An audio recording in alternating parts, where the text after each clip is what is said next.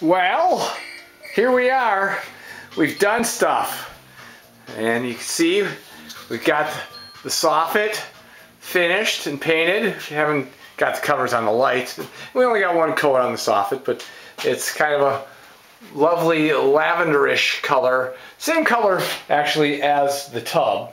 And I know it's a little yellowed in here with the lights, but got a nice contrast here with the green going on with the soffit.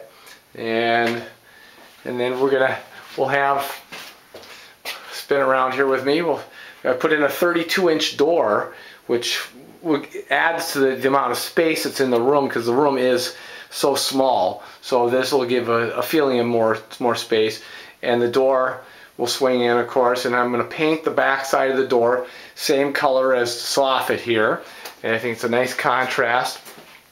We have these little tiny 1-inch tiles, so I'll have a strip of those that'll go along here on the tub, and then I got these white subway tiles, and right here we'll have the toilet there, which is white, and then the vanity and sink is white, and we got white switch plate covers and such.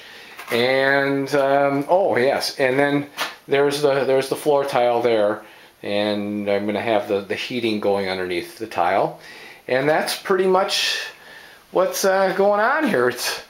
It's come a long ways from bashing down a wall or whatever that video was, where I was tearing out a wall and ripping out the studs with my bare hands. So look that one up there.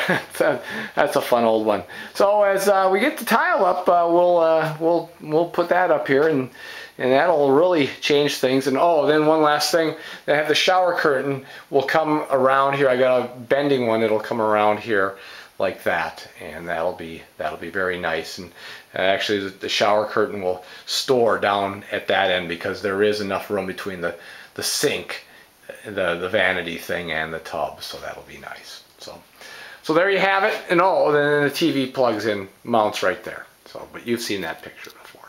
Okay, bye for now.